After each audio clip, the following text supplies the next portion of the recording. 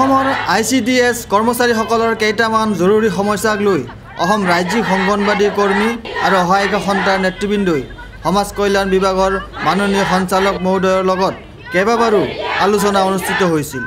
আলোচনাৰ বিষয় আছিল মাননী বৃদ্ধি, মাননী নিয়মিত কৰা, অংগনবাড়ী কেন্দ্ৰৰ গৃহবোৰ মেৰামতি কৰা আৰু পেকেট খাদ্য দিয়া বন্ধ কৰাৰ লগতে খালী পদবোৰ পূৰণ কৰাৰ ব্যৱস্থা লোৱাক লৈ আজি সমগ্ৰ দেশজুৰি কলা বেজ ধাৰণ কৰি প্ৰতিবাদ সাব্যস্ত কৰে অসম ৰাজ্যিক অংগনবাড়ী কৰ্মী আৰু সহায়িকা সন্থাই। অংগনবাড়ী সন্থাৰ সৈতে বহুবাৰ অঞ্চলক পৰ্যায়ত আলোচনা হৈছে, কিন্তু সন্থাৰ কোনো অভিযোগ গুৰুত্ব দিয়া নাই আৰু অঞ্চলকৰ মৌখিক প্ৰতিশ্ৰুতিও কাৰ্যকৰী হোৱা নাই।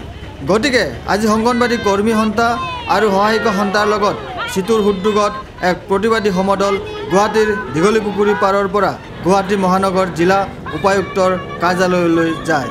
আজি এই সমদললৈ দুখন স্মাৰকপত্ৰ প্ৰদান কৰে উপায়ুক্তৰ জৰিয়তে অসমৰ মুখ্যমন্ত্ৰীলৈ আৰু কেন্দ্ৰীয় শিশু আৰু মহিলা কল্যাণ মন্ত্ৰী মানেকা গান্ধীলৈ।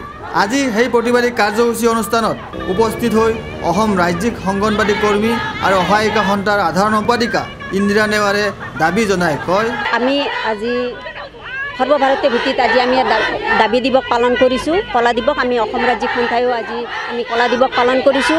আমাৰ দাবীকেইটা হ'ল আমাৰ নিয়মীয়াকৰণ। প্ৰথম হ'ল আমাৰ নিয়মীয়াকৰণ আমাৰ হ'ব লাগিব। যেতিয়ালৈকে নিয়মীয়াকৰণ নহয় তেতিয়ালৈকে আমি শ্ৰমিক হিচাপে আমাক ন্যূনতম মজুৰি 10,000 টকা আমাক ধাৰ্য কৰিব লাগিব। বৰ্তমান আমাক 15,000 টকা আদায় দিব লাগিব আৰু আমাক নিশ্চিত পেঞ্চন বিচাৰিছোঁ। আমাক ICDS মিছন কৰাৰ কৰি আমাক যাতে বেচৰকাৰী সন্থাত যাতে গতাই নিদিয়ে সেইটো যাতে বন্ধ কৰিব লাগে।